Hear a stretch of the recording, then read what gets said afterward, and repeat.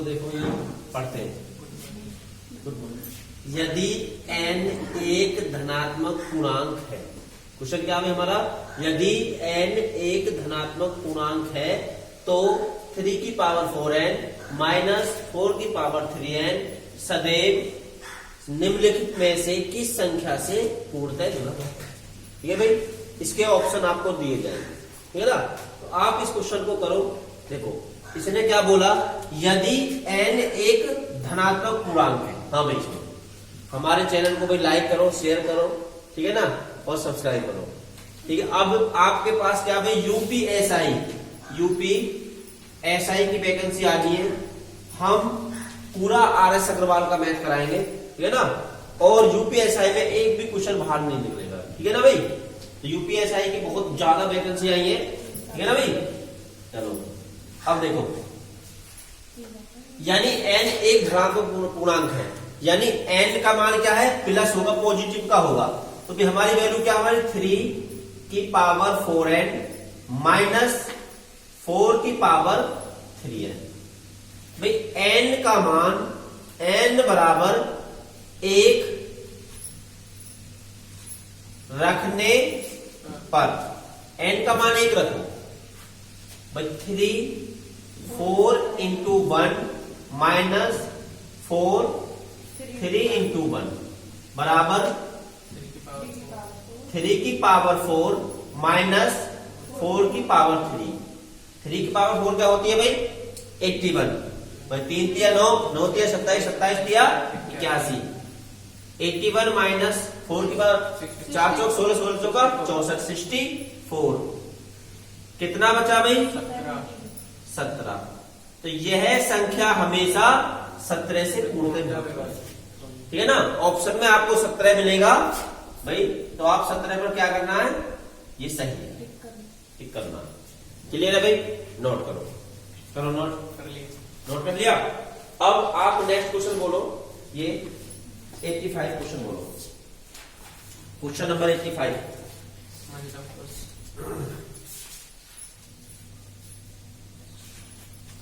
Question number 85,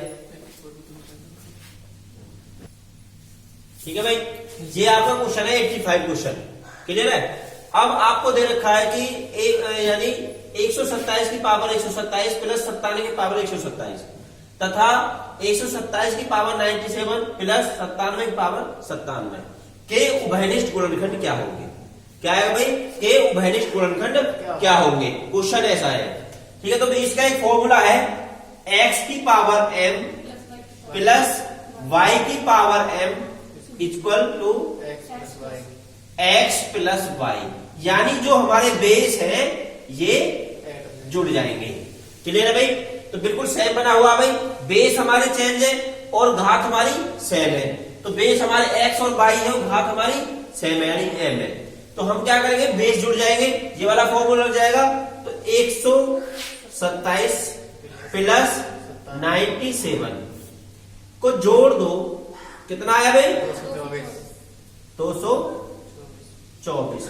224 क्या आपका answer है, समझ गए ना भाई। देखो ये क्वेश्चन दे रखा है, ये दे रखा है, तो इसमें पूछा है उभयनिष्ठ गुणनखंड क्या होंगे। तो इसका फॉर्मूला होता है x की पावर m प्लस y की power m equal to x plus y, क्या भाई, x प्लस y।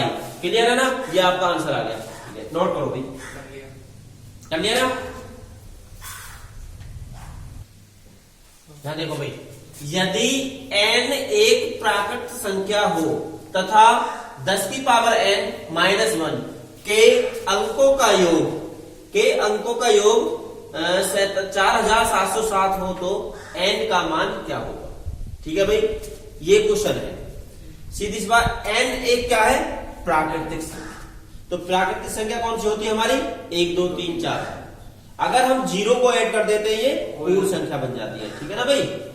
अब हम क्या करेंगे, 10 की पावर n माइनस 1, n बराबर 1 रखने पर, भाई एक हमारी छोटी प्राकृतिक संख्या 1 रख देते हैं, n बराबर 1 रखने पर, तो कितना आ जाएगा, 10 की पावर 1 माइनस 1 बराबर 10 माइनस 1 बराबर 9 आ जाएगा भाई। ये बोला कि अंकों का योग, तो इसको हम मान लेते हैं 9n मान लो, या तो 9x मान लो। कितना मान ले भाई? 9n। 9n बराबर 4707। ठीक है भाई। अब इसको 9 से हम काट देते हैं। कितना बार कट गया? 9 1 9 9 9 27 9 9 45। 45 कितना बचा? 2 9 दूनी 18। कितना 9 दिया? 27। ठीक है ना भाई। ये आ गया भाई n बराबर आपका 523। 523 ऑप्शन में है, तो ऐसे क्वेश्चन होगा। नोट करोगे, करो नोट। ये हमने जो ना, ये भाई 10 की पावर n माइनस 1 मतलब हमारा आ गया भाई 9। तो अंकों का योग भाई अगर हमें जोड़े तो ये 9n मान लिया हमने। क्या मान लिया? 9n मान लिया। ये क्योंकि अंकों का योग है, हमने 9n मान लिया। जो हमारा 9 आया ना 9, तो ये हमने मान लिया। ठीक है ना भाई। नोट करो। कौन सा क्वेश्चन है? 87। भाई 87 क्वेश्चन ऐसा है, देखो मैं बताऊंगा। अगर संख्या 1 2 3 4 dash dash dash dash dash dash यानी 98 99 और 100 इनकी आपस में परस्पर गुणा की जाए। क्या क्वेश्चन है?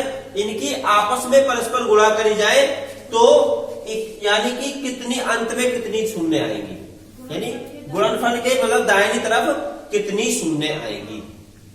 अगर 1 से 100 तक सारी गुणा आपस में की जाए तो गुणनफल के अंत में कितनी इंटू आएंगे, यानी 0 आएगी।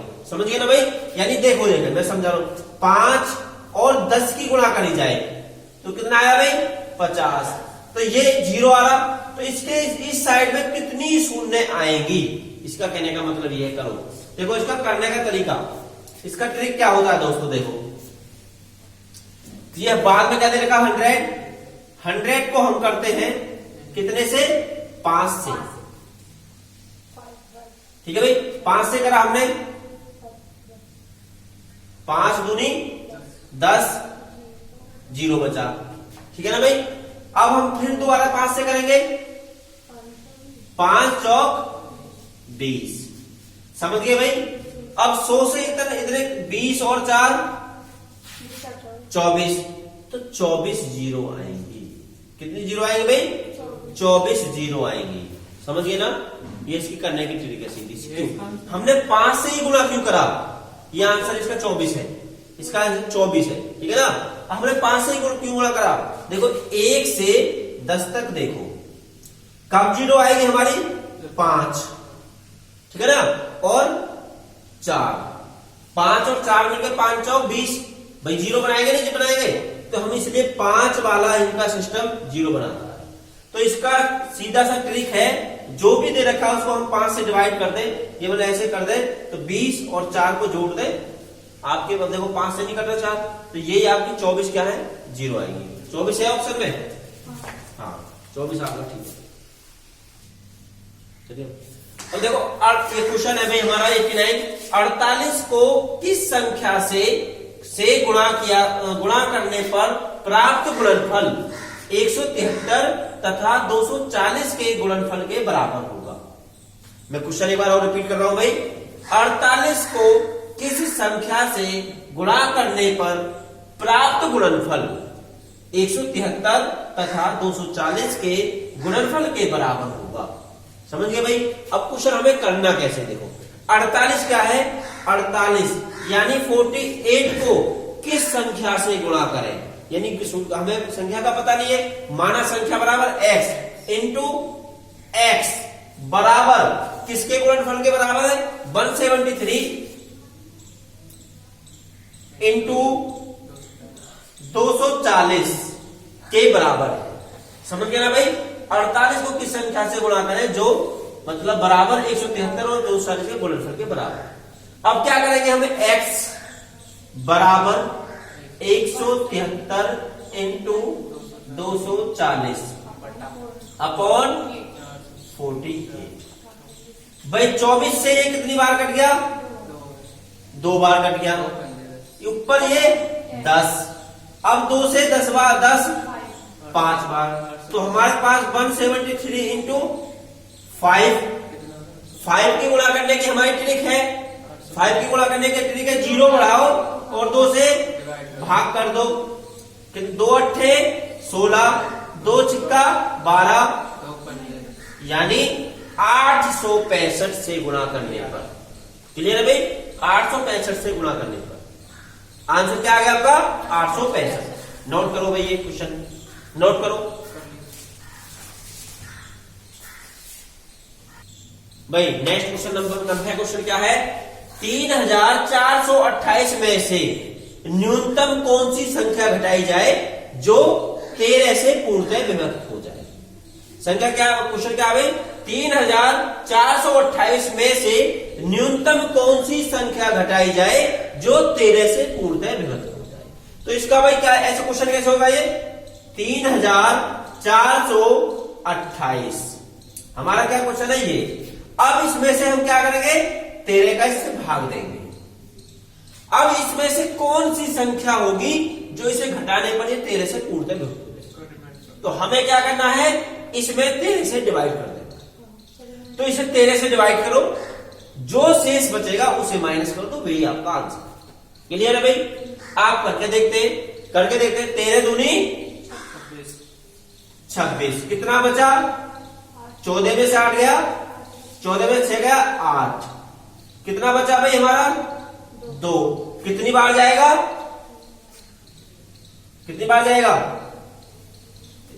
6 बार।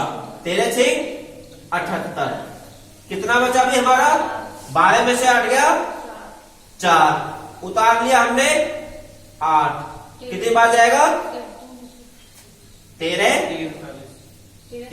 39, 18 में से 9 गया 9। अब ये 9 एक ऐसी संख्या है, इसको घटाएंगे तो ये 13 से पूर्णतः विभक्त हो जाएगा। समझ गए ना भाई? यानी अगर हमारा इसमें से 9 को हम घटा दें, यानी 3428 में से अगर मैं 9 माइनस कर दूं तो संख्या क्या हमारी? ये 13 से पूर्णतः विभक्त हो जाएगी। हमारा आंसर आ गया 9। क्लियर है भाई? समझ में आ गया? ओके, ठीक है भाई। तो हमारा 91वां क्वेश्चन क्या है? किसी संख्या को 136 से भाग देने पर शेषफल 36 प्राप्त होता है। उसी संख्या को यदि 17 से भाग दें तो शेषफल क्या होगा? समझ गए बात भाई? यानी किसी संख्या को 136 से भाग देने पर शेषफल क्या बनता है? 36 बचता है। उसी संख्या को अगर यदि हम 17 से भाग दें तो शेषफल क्या होगा? ऐसा क्वेश्चन अगर आपको क्वेश्चन एग्जाम में आता है तो आपको क्या करना है? सिर्फ शेषफल को देखना है, क्या है? 36, और 36 में कितने का भाग दे देना है? 17 का। 17 दूनी 34, कितना बचा? 2 ही अपना आंसर हो जाएगा। ठीक है ना भाई? 2 ही क्या आपका आंसर है। क्लियर? समझ आ गया?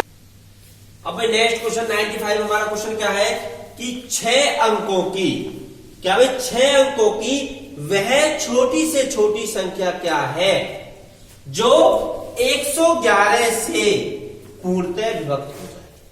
क्वेश्चन ने बोला, मैं दोबारा रिपीट कर रहा हूं, क्वेश्चन लिख लो भाई।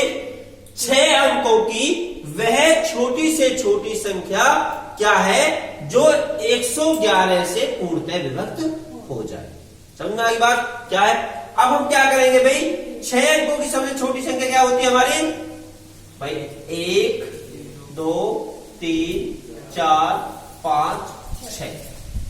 समझ गया भाई? तो आपको बताना है, कमेंट बॉक्स में लिख के बताना है कि एक अंक की सबसे छोटी संख्या क्या होती है? सबसे छोटी संख्या क्या होती है? आपको ये कमेंट्स बॉक्स में लिख करके बताना है। ठीक है ना भाई? ये आपको कमेंट्स बॉक्स में लिख के बताना है। क्लियर है ना?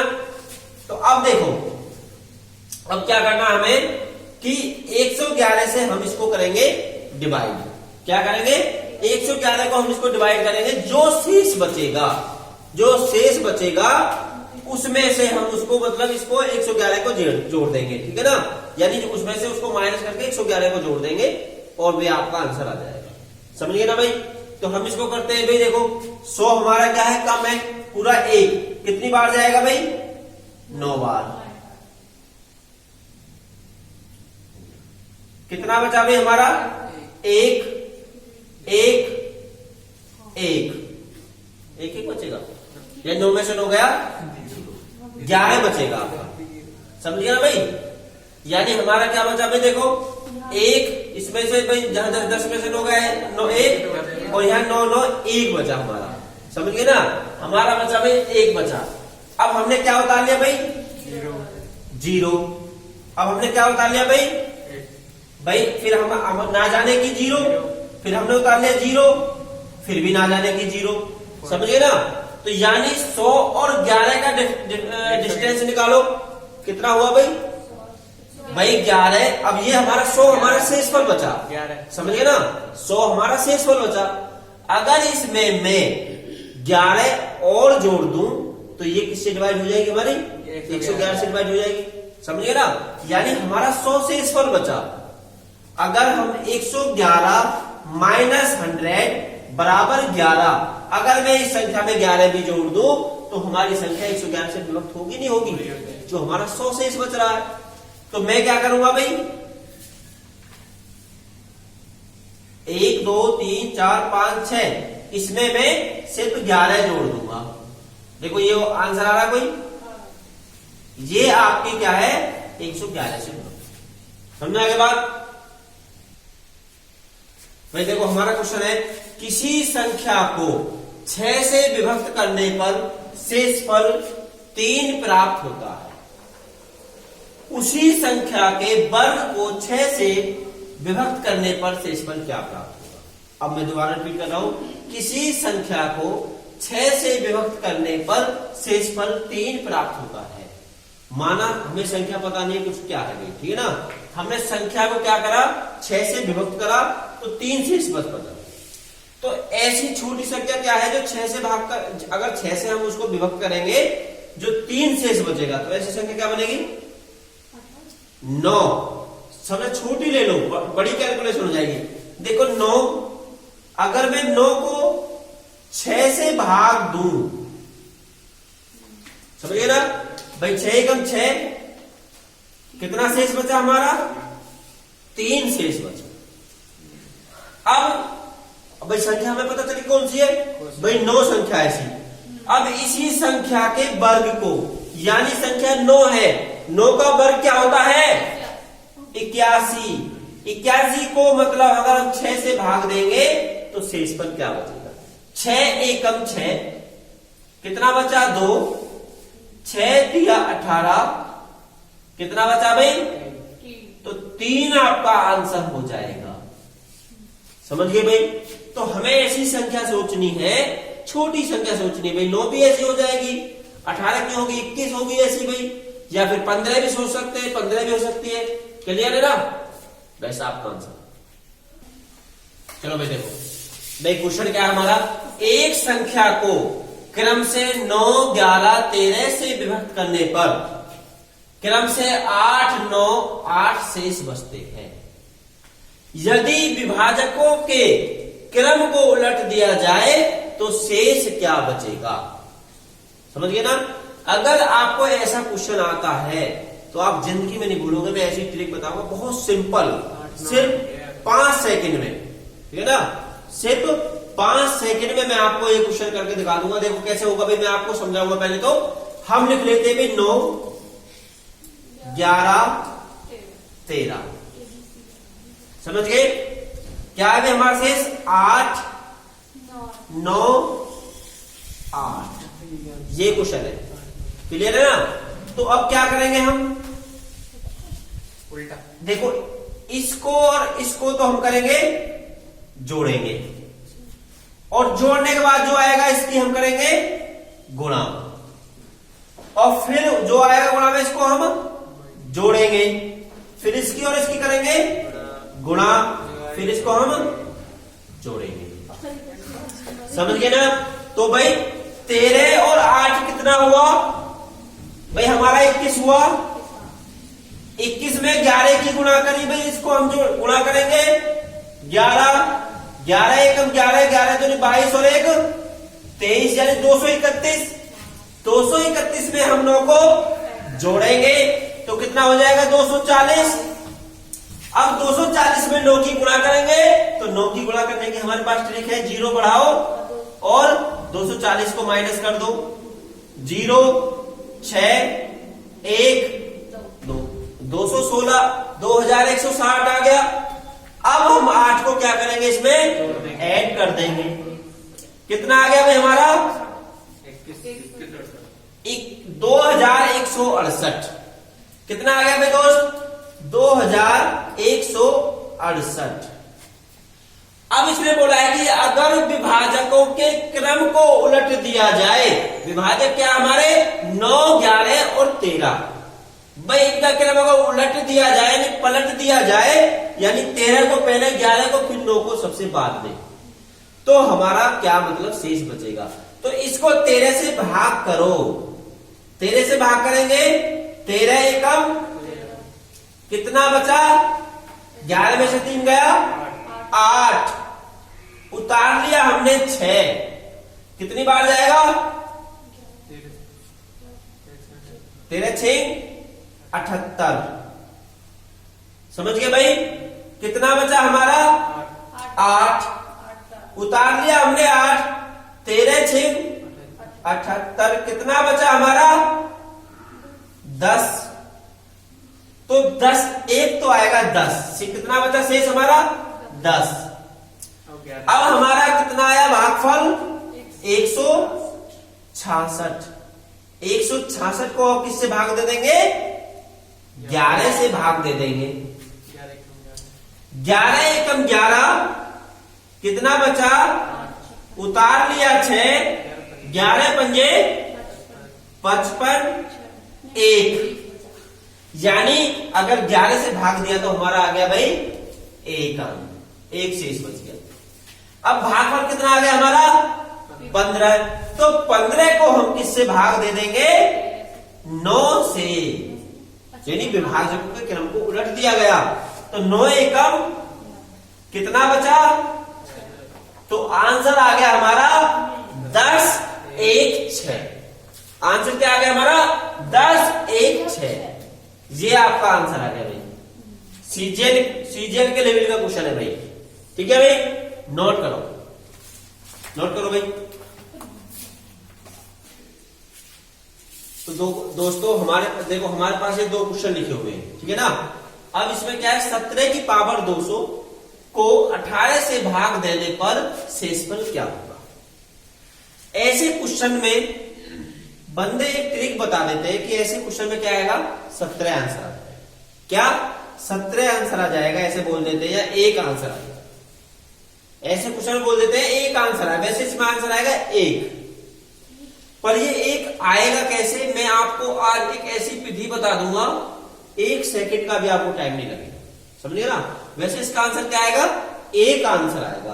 क्वेश्चन तो हो गया, उसकी ट्रिक क्या होती है, अगर घात हमारी सम हो और 18 से एक बेस छोटा हो तो हमेशा उसमें आंसर क्या आता है 1 आता है।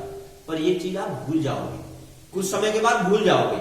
अगर हमारी घात सम होती है और जो हमारा ये भागफल होता है, जो हमारा भाजक होता है, उसका बेस 1 छोटा होगा, जैसे 18 है या 17 है, तो हमेशा ऐसी कंडीशन में 1 आंसर आता है, ठीक है ना भाई।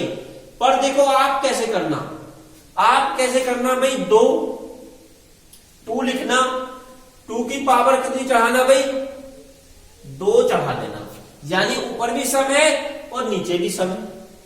डिवाइड कितने से कर देना 3 से। तो देखो भाई यहां 17 था तो यहां 2 है, यहां 18 था या 3 है, यानी 2 से 1 बड़ा है सिर्फ भाई, 2 से 1 बड़ा है 3, तो 17 से 1 बड़ा है 18। तो यहां 17 की घात 200 है यानी सम है, तो यहां भी घात हमारी क्या है सम है। तो 2 की 2 बार गुणा करेंगे कितनी बार जाएगा 4। 4 को 3 से भाग देंगे 1 शेष बचेगा। रिमाइंडर कितना बचेगा 1। तो आपको कुछ भी डिजिट दे रखी है, आप छोटे से छोटा करके देख लेना, आपको 1 शेष बचेगा। समझ गए ना? तो आप इस चीज को हमेशा ऐसे ही याद रखना। क्लियर है भाई? ऐसे याद रखना। अब आप क्या करते हैं, अब हम करते हैं इस क्वेश्चन को सोल्व करते हैं। इसको कैसे करेंगे भाई? हम देखो, हम क्या करेंगे, 2 यानी 2 हम ले लेंगे बेस, डिवाइड किससे करेंगे, हम 3 से करेंगे, और इसकी घात हमारी कितनी है भाई, विषम घात है। तो विषम घात है तो घात हम भी विषम 3 चढ़ा लेते हैं। 3 चढ़ा लेते हैं भाई, घात कितनी चढ़ा लेते हैं हम, 3 चढ़ा लेते हैं। 3 8 को अगर हम 3 से डिवाइड करेंगे तो 2 आंसर आ रहा है, यानी 2 क्या है हमारा ये, यानी ऐसी कंडीशन में हमारा इसमें 25 आंसर आएगा। ठीक है ना भाई? ऐसी कंडीशन में हमारा 17 आंसर आएगा। समझ गए ना क्या बता रहा हूं? अब देखो मैं बता रहा हूं, मैंने आपको ये डिजिट दे रखी, तो इसके सेम जैसा मैंने आपको छोटा बना के दिखा दिया। यानी भी 17 की जगह मैंने 2 रख लिया, ऊपर समघात है तो नीचे समघात यानी सम संख्या 2 रख ली, डिवाइड 3 से कर दिया। समझ गए ना? तो भाई 4 में 3 का देंगे तो 1 बचेगा। तो ये एक ऐसी कंडीशन में, ऐसे क्वेश्चन में हमेशा 1 आंसर आएगा। समझिए ना? ऐसी कंडीशन में 1 आंसर आएगा जिसकी घात सम होगी। अब इसमें क्या है भी हमारा, देखो सुनो, हमारा 25 को मैंने 2 समझ लिया, 25 से आगे 26 है तो 26 हमारा 3 समझ लिया मैंने। घात हमारी विषम है, अगर मैं यहां 1 विषम मान लेता तो भाई 2 छोटा पड़ जाता हमारा, तो इसलिए मैंने 3 विषम माना। 3 हमने विषम रख लिया, 2 की पार्ट हम 3 8 भाई 3 2। समझिए? तो भाई ऐसी कंडीशन में जब 25 हो यानी इससे एक छोटा हो और घात हमारी विषम हो, तो हमेशा ये आंसर होता है जिसके ऊपर घात चढ़ी होती है, हमेशा ये आंसर होता है 25। बात समझ आ गई भाई? अगर ये चीज याद ना रहे तो आप ये बेस करके देख लेना। ये चीज, ये मैंने बताया हमेशा के लिए, ऑलवेज के लिए, हमेशा आपको ये चीज याद रह सकती है। ये आपको क्या है, रटना है। ये चीज आपको रट के याद रखिए। 25 भाई, अगर 25 एक कम है और एक ये ज्यादा है डिवाइड करने वाला, और घात हमारी विषम है तो हमेशा 25 आंसर आता है। अगर घात हमारी सम है और भाग एक अधिक है, एक से अधिक से हो रहा है, तो हमारा उस कंडीशन में हमेशा 1 आंसर आता है। 1 आंसर आता है। कितना आंसर आता है? 1 आंसर आता है। समझ गए ना? इसमें 1 आता है, इसमें 25 आता है, यानी ये आता है जिसके ऊपर घात चढ़ी होती है। अगर मैं यहां 101 कर दूं, 200 की जगह 201 कर दूं, तो फिर मेरा आंसर क्या आ जाएगा? 17। गुड, यहां आंसर हो जाएगा 17। पर यहां घात हमारी 200 है, सम है, तो आंसर हमारा 1 होगा। अगर यहां मैं घात 26 कर दूं तो आंसर क्या हो जाएगा? 1 हो जाएगा। पर यहां हमारी क्या है? 25 घात है, तो हमारा भाई आंसर 25 आएगा, क्योंकि विषम घात। समझ बात आ गई भाई? नोट करो, और भाई हमारे चैनल को लाइक करो, शेयर करो, सब्सक्राइब करो। हर एक क्वेश्चन की हम यहां से ट्रिक देंगे। क्लियर है? ओके।